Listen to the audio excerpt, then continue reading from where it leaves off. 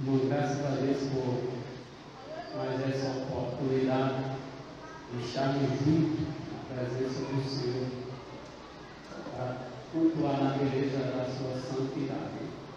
Fruto de missão, muito bastante importante, pois todos nós somos fruto de missões. Glória a Deus. Eu vou ler aqui alguns versículos da carta de Paulo aos Coríntios, segunda carta de Paulo aos Coríntios, capítulo 4, versículos 7, 8 e 9, que nos diz assim: temos, porém, este tesouro em vaso de barro, para que a excelência do poder seja de Deus e não de nós. Em tudo somos atribulados, mas não angustiados, perplexos, mas não desanimados, perseguidos, mas não desamparados, abatidos, mas não destruídos. Amém, irmão? Aqui nós temos uma passagem no qual a epígrafe do texto diz assim: Jesus Cristo é o único assunto do ministério de Paulo. Nós sabemos que Paulo foi um dos maiores missionários, qual o próprio Jesus, assim, teve um encontro com ele ali, a caminho de Damasco, e chamou ele ali para uma obra, para ser assim, apóstolo dos gentios. E ele começou a evangelizar, a viajar pelos continentes ali daquela época, e pregando, anunciando o evangelho do nosso Senhor e Salvador, Jesus Cristo. E aqui nos primeiros versículos ele diz que, ainda que o nosso evangelho está encoberto para aqueles que vão se perdendo, está encoberto. Aí ele diz que o Deus desse século cegou o entendimento dos incrédulos, para que a luz do evangelho da glória de Cristo, que é a imagem de Deus, que eles não enxergassem, assim, não entendessem a mensagem do evangelho e não crescem em Jesus como seu único e suficiente Salvador. E ele começa assim a falar, dizendo que é o próprio Deus que falou que das trevas resplandece a luz, é que resplandeceu em nossos corações e para iluminar o entendimento da glória de Deus em nós. E um dia a luz do Evangelho de Jesus Cristo, através de um missionário que veio até aqui ao Brasil, até o nosso estado de Alagoas, e nos alcançou, glória a Deus. Essa luz do Evangelho, e por isso que hoje nós estamos aqui. E Paulo ele começa a dizer que assim nós temos, porém, este tesouro, que é a glória, a presença de Deus dentro de nós, que é através do Espírito Santo de Deus que habita em nós, pois ele mesmo disse que nós somos templo e morada do Espírito Santo de Deus. Glória a Jesus. Então a glória de Deus habita dentro de nós. Nós temos essa excelência, vaso de barro, glória a Deus, para que a excelência e a glória seja de Deus e não nossa, glória a Deus. E Paulo ele entendia muito isso. Paulo ele não tomava para si a glória ali do trabalho e da obra que ele fazia, mas ele atribuía tudo ao Senhor Jesus, que lhe chamou, ele confiou esse grande ministério, glória a Deus. E ele começa a dizer aqui, glória a Jesus, que no versículo, dizendo mais que em tudo nós somos atribulados, mas não angustiados, perplexos, mas não desanimados, perseguidos, mas não desamparados, abatidos, mas não destruídos. E Paulo sabia muito bem disso. Aí eu lembro, Paulo lá em Filipos, no capítulo 16 de Atos, quando ele ali, a partir do capítulo 9, que ele passa ali a Macedônia, que tem uma visão, e passa a Macedônia e chega ali na cidade de Filipe. Os irmãos sabem da história, o qual ali ele conhece Lídia ali, uma vendedora de púrpura aqui da cidade de Tiatira, que servia ao Senhor, e o Senhor abriu ali os olhos dela para que ela ficasse atenta à mensagem de Paulo, e ali ela creu no Senhor Jesus, e foi batizada ela e a sua casa, e Paulo ficou ali alguns dias com ela ali, e pregando e evangelizando ali aquela cidade, e quando eles iam para a oração, os irmãos sabem que aquela jovem que tinha um espírito de adivinhação chegou ali e começou a falar, dizendo, esses homens que anunciam o caminho para o céu são servos do Deus Altíssimo, glória a Deus. E os irmãos sabem que Paulo ali se incomodou com aquilo, repreendeu aquele espírito, a jovem ficou livre, por isso Paulo foi açoitado, preso. Paulo ali ele podia ficar abatido, triste, angustiado, desanimado, mas não. Paulo ele se alegrou. Paulo ele sentia prazer e felicidade nas tribulações e nas lutas que enfrentava por amor do Evangelho de Jesus Cristo. Paulo tinha prazer de sair para pregar o Evangelho e buscar as almas perdidas. E vejamos que Paulo ali, ele começou agora, estava acorrentado ali, os pés e suas mãos no tronco, e ele, em vez de estar cabisbaixo, reclamando, ali murmurando e perguntando a Deus por que naquela situação, Paulo começou, mas ali a louvar ao Senhor e orar. E a Bíblia diz que perto da meia-noite o Senhor mandou a providência, louvado seja o nome de Jesus. E todos os presos ficaram ali escutando, não fugiu ninguém, irmão. Imagine só, camarada preso lá, muitos ali esperando, quem sabe, a sentença de ser morto, ou preso para o resto de suas vidas, mas ao ouvir ali a mensagem do Evangelho de Jesus Cristo, através dos louvores ali, de Paulo e Síria e da oração, todos os presos ficaram ali quando as portas do cárcere foi aberta, porque o texto diz que não se abriu só ali a cadeia que estava Paulo e Síria, foi aberta a porta de todo o cárcere e todos ficaram livres, mas nenhum fugiu, porque foram impactados pela mensagem do louvor e da oração de Paulo e Síria. Assim como o carcereiro que tentou se matar, ele disse, não faça isso, creia no Senhor Jesus e será salvo tu e a tua casa. E assim aquele homem creu ali e pegou Paulo e Silas, levou para a sua casa e ali fez um banquete para Paulo e Silas e se alegrou ali juntamente com a sua família, aceitando a Jesus como Salvador de sua vida. Então vale a pena nós sofrermos aqui por o amor do Evangelho de Jesus Cristo, porque quando nós chegarmos lá no céu, nós vamos receber o nosso galardão e a nossa recompensa direto do Senhor Jesus. Amém. Ouvindo a palavra de Deus com o nosso irmão presbítero Reinaldo, mas eu quero deixar aqui um versículo da palavra do Senhor para que você guarde no seu coração. Romanos capítulo número 1 e o versículo 16.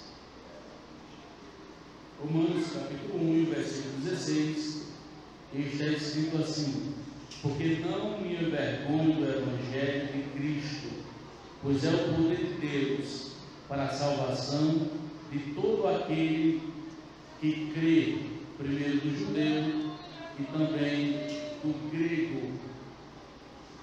Glória a Deus. Queridos irmãos, quando nós falamos de Evangelho, nós precisamos compreender quais são os efeitos, ou quais são os benefícios que o Evangelho proporciona na vida do ser humano, na vida do pecador.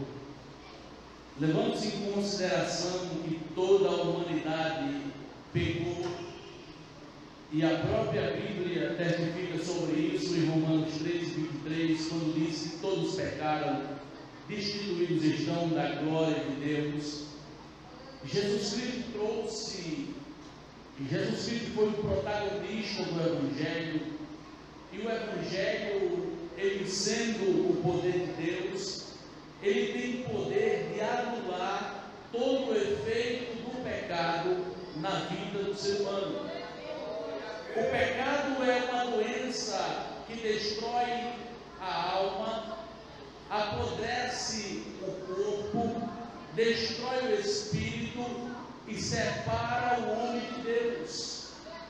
O pecado é uma doença que não existe remédio na medicina que possa estancar, que possa curar. O único remédio para o pecado é o Evangelho, é Jesus Cristo de Nazaré. Então, quando nós dizemos que devemos pregar o Evangelho, foi porque primeiro nós recebemos esse Evangelho, e ao receber o Evangelho, ao aceitar a Cristo como Salvador, automaticamente nós nos tornamos nova criatura. O Evangelho mudou a nossa vida. Ora, nós vivemos tempos em que, quando nós passávamos por crises e provações, a única coisa que vinha na mente era o desespero. Porque se você levar em consideração, Jesus, ele disse: olha, eu deixo a minha paz eu vos dou, eu não dou como o mundo a dar. Se você olhar no contexto, o mundo promete uma paz, e tem um sistema global que está prometendo uma paz, e a paz que eles prometem é a ausência de conflito, é a ausência de dificuldades, é a ausência de provação. E a gente sabe que desde que o mundo existiu, sempre houve conflito, sempre houve dificuldade, porque é seres humanos. Então essa paz é uma paz enganadora, é uma paz que traz engano. Mas quando Jesus diz: eu deixo a minha paz, a paz de Jesus é, mesmo você estando em conflito, mesmo você estando em dificuldade, você tem segurança. E você sabe que praga alguma chegará à sua tenda, porque você está debaixo da mão do Senhor. Você sabe que você está debaixo dos cuidados do Senhor. Então o Evangelho proporciona na vida do pecador, na vida daquele que verdadeiramente se arrepende, uma libertação. Libertação de quê? Glória a Deus. A Bíblia diz em 2 Pedro, capítulo 2, e versículo 19, diz que do que alguém é vencido, do tal torna-se servo, do tal torna-se escravo. Ora, se você pegar em um panorama e você montar e perguntar, você vai ver que na sociedade diz: olha, mas ser crente é ser escravo, porque o crente não faz a vontade do mundo. O crente não pode mais fazer isso, não pode mais fazer aquilo, então isso é uma vida de escravo. Mas quando a gente analisa ao pé da letra, nós vamos ver quem realmente é escravo. Porque hoje eu tenho escolha, eu posso fazer o que eu quiser. Se eu quiser terminar o culto aqui, quiser ir para um bar tomar uma cervejinha, o pastor não vai impedir não.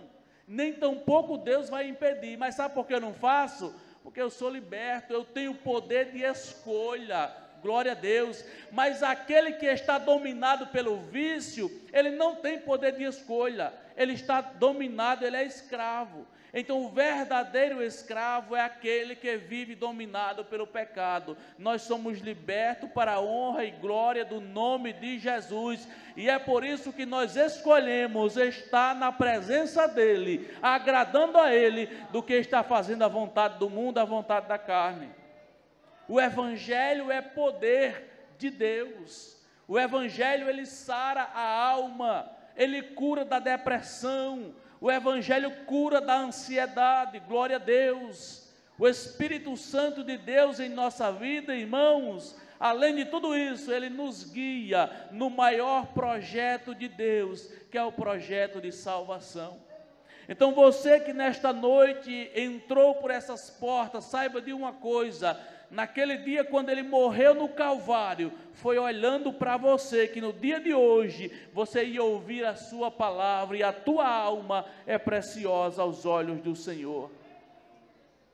Então o Evangelho é poder de Deus, glória a Deus, é o poder que salva, é o poder que cura, é o poder que liberta, é o poder que transforma, é o poder que dá direito ao homem de um dia ir morar no céu.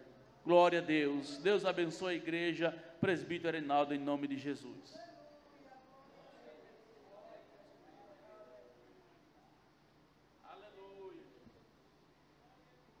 Amém. Mais uma vez eu saúdo a igreja com a paz do Senhor.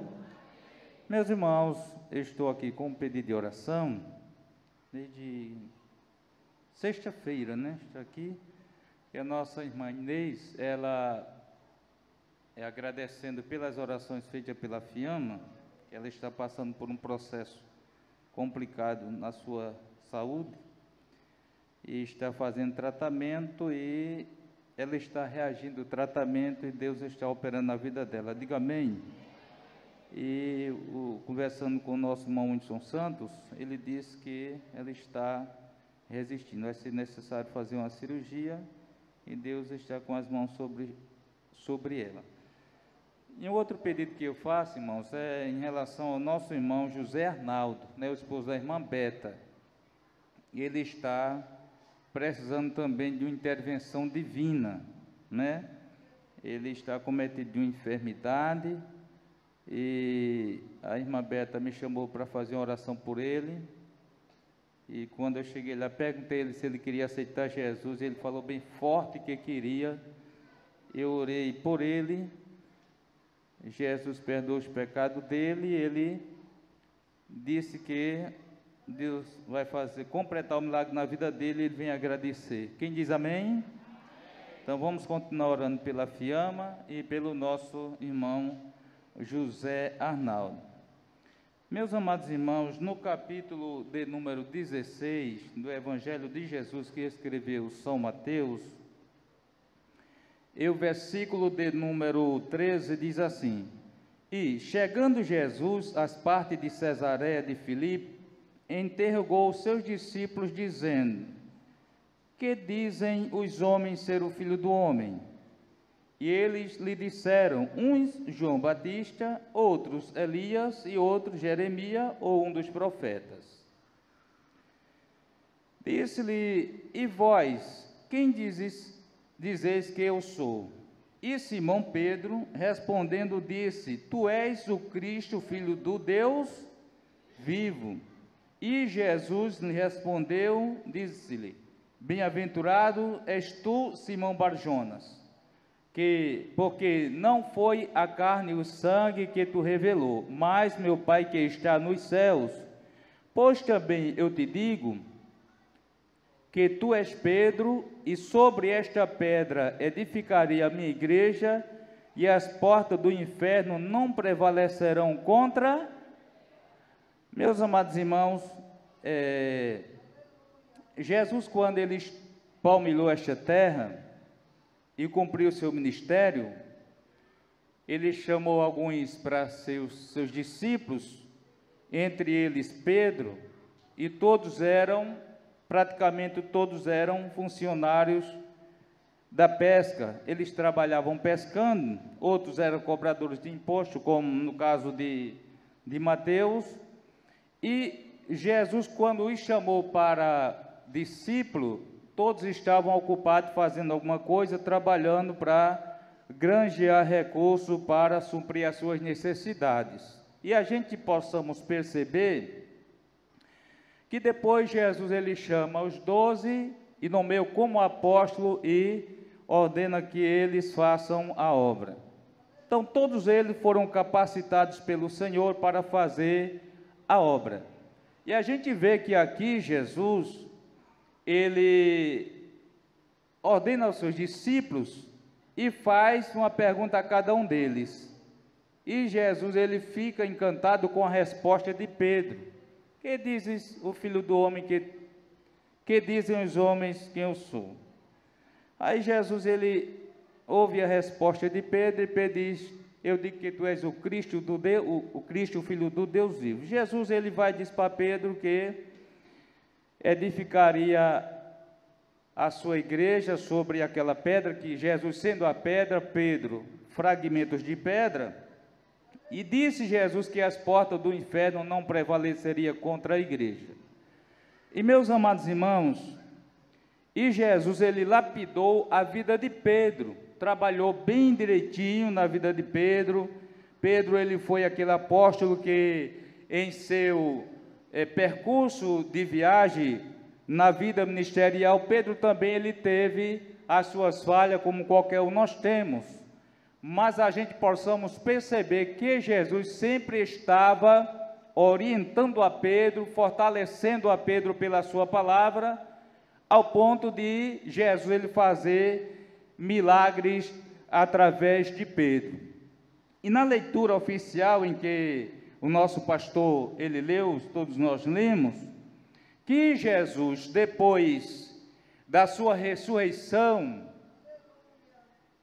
ele aparece aos seus discípulos lá em Jerusalém, no cenáculo, e a gente possamos perceber que todos estão ali reunidos, aguardando o revestimento de poder para cumprir o seu chamado para a obra do Senhor. Então nós possamos perceber que quando ali eles estão reunidos, a igreja reunida, aguardando o revestimento de poder, Jesus, ele batiza a todos que ali estavam presentes, que de bom grado ouviram e receberam a palavra, e estavam aguardando por aquele momento tão maravilhoso.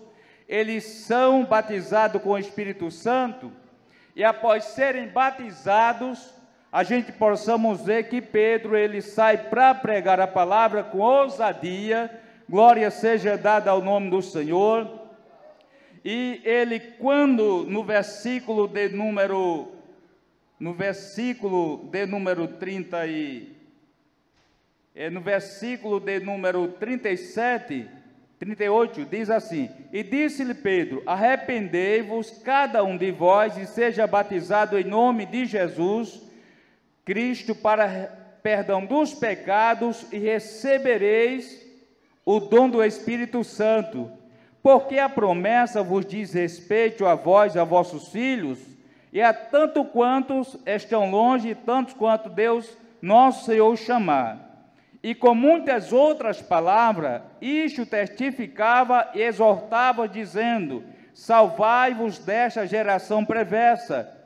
De sorte que foram batizados que de bom grado receberam a sua palavra, e naquele dia agregaram-se quase 3.000 almas. Glória seja dada ao nome de Jesus. A autoridade que eles haviam recebido do Senhor para ministrar a palavra, nós possamos ver que aí está o resultado do poder de Deus na vida de Pedro. Pois também eu te digo que tu és Pedro, e sobre esta pedra edificarei a minha igreja, e as portas do inferno não prevalecerão contra ela. E nós sabemos, meus amados irmãos, que aqui quando Pedro ele prega a palavra, de bom grado aqueles recebem a palavra do Senhor, quase 3.000 almas, e ali eles ficam congregados, eles perseveram na doutrina dos apóstolos, na comunhão, no partir do pão, e a Bíblia diz que em cada alma havia temor, e muitas maravilhas se fazia através dos apóstolos. O poder da palavra, a unção de Deus na vida daqueles apóstolos que ali estavam, e em extensão aos crentes que estavam ali congregados com ele.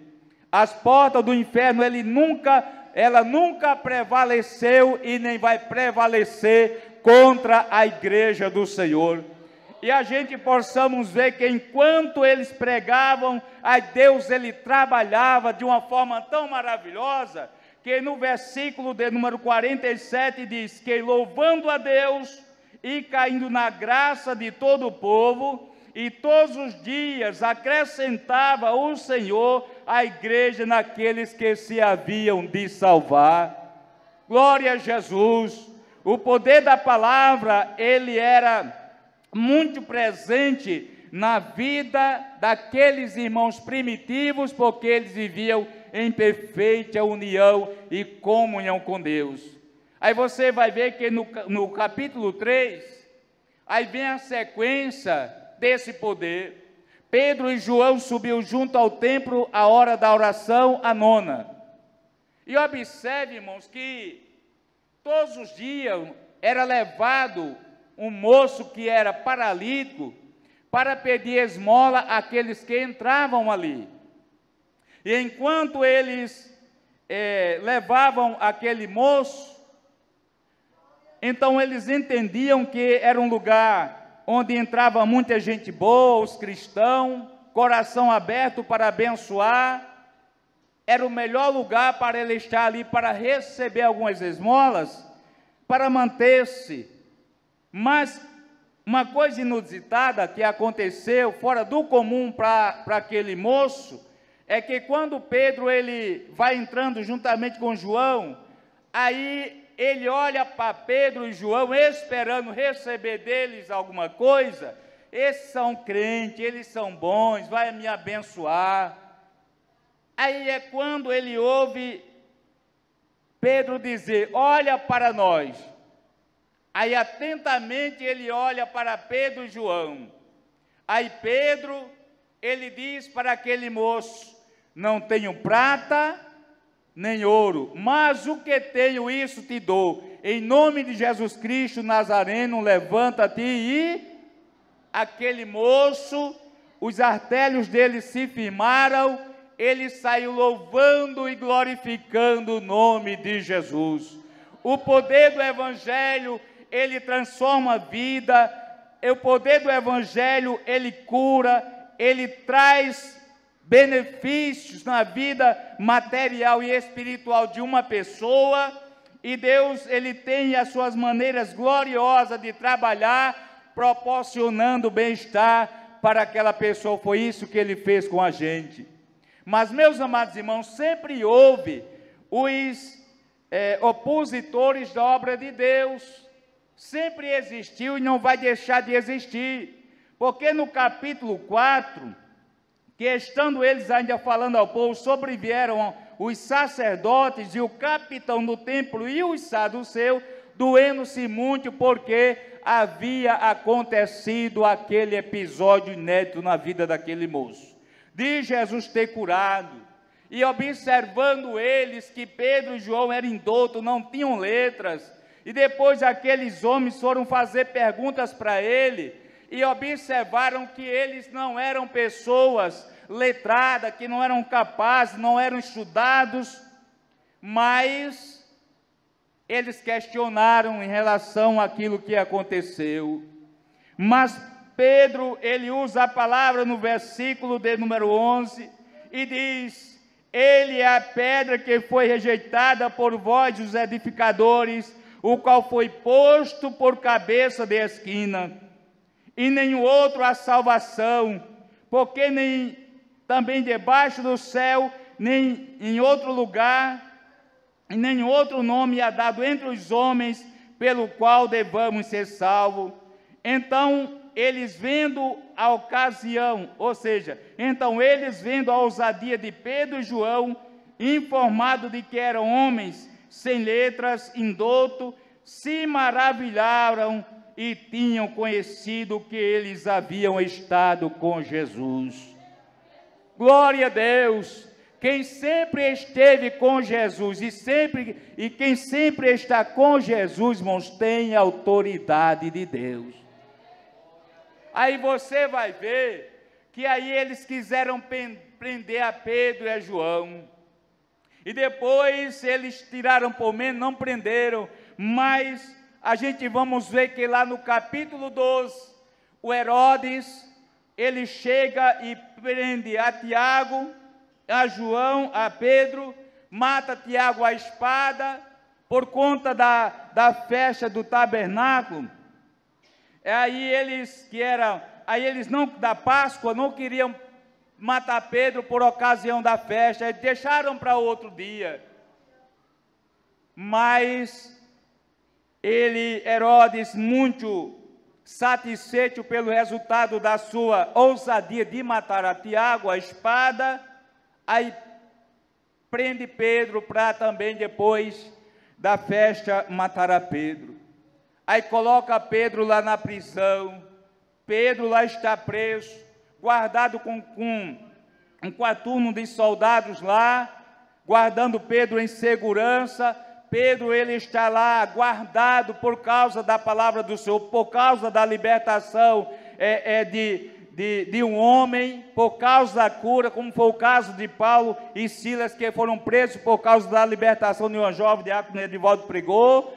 E agora o inferno enfurecido contra o progresso da palavra de Deus, contra a vida dos apóstolos do Senhor. Aí agora Herodes prende Pedro para matá-lo, mas enquanto Pedro estava preso, a igreja fazia oração por Pedro. Meus amados irmãos, quando a igreja ora, tem resultado vindo da parte do Senhor. Lá em Cajueiro tinha um irmão chamado Alfredo, pioneiro do evangelho lá em Cajueiro.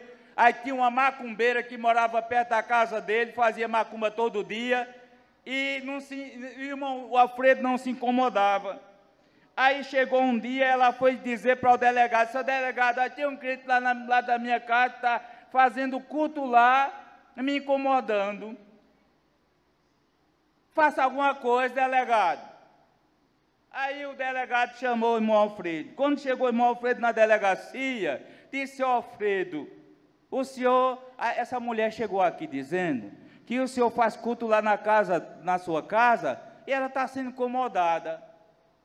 Aí o irmão Alfredo disse: olha, delegado, e ela faz macumba lá na casa dela, eu nunca me incomodei, nunca fui reclamar a ela.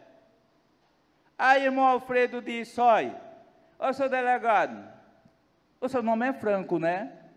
Ele disse: seu Alfredo, meu nome é Franco. E era Franco mesmo o nome do delegado. Aí ele disse, o Alfredo disse assim: seu delegado, e o meu nome não é Franco também? Eu sou Franco também. Aí o delegado disse: é mesmo, seu Alfredo? Disse: é. Agora eu sou franco em dizer que o meu cabelo voa no pau, mas não deixa de pregar o evangelho.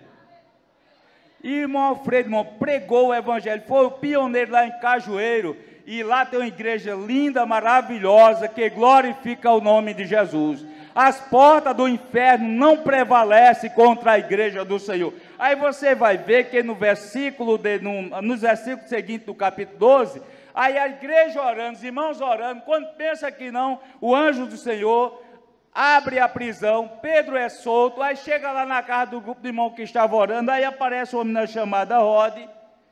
Pedro chama na porta, aí ele chega e diz: oxê, olha, o Pedro está aí. Não, Pedro está preso. Tá, mas está aí ele. Oxê, Pedro está aí. Olha, quando você orar, confie na sua oração. Não esqueço, e não vou esquecer nunca, da aflição que estava passando nosso pastor com o netinho, que estava precisando de um socorro divino. E quando a filha dele ligou para ele aflita, ele disse: minha filha, se lembre que o seu pai está de joelho. E a gente sabe que a oração de um justo, irmão, pode ir muito em seus efeitos. E a gente possamos perceber que aqui a igreja estava orando pela libertação de Pedro. E aí quando Pedro ele chama na porta do pátio, ali a menina chamada Rod sai a escutar, e conhecendo a voz de Pedro, de alegria não abriu a porta, mas correndo para dentro anunciou que Pedro estava à porta. Aí disse-lhe: estás fora de si. Mas ela afirmava que assim era e dizia: foi o seu anjo. Mas Pedro perseverava em bater, e quando abriram, viram que estava realmente Pedro na porta. Aí Pedro ele começou a pregar a palavra. Aí o Herodes, que pensava que ia matar a Pedro, aí Deus mandou uns bichinhos lá no corpo dele. Aí ele foi comido de bicho, porque não deu glória a Deus.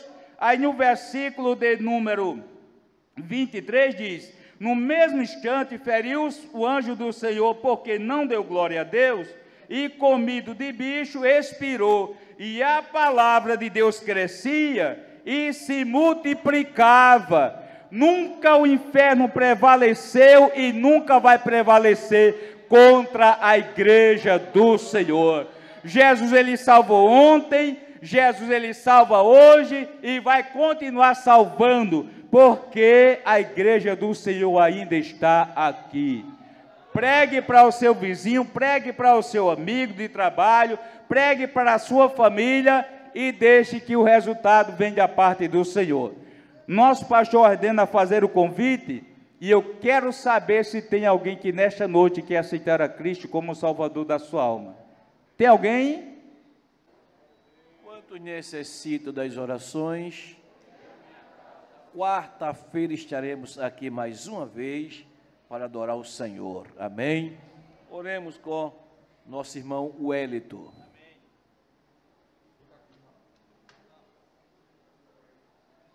Partiu para a igreja. Quantos necessitam das orações?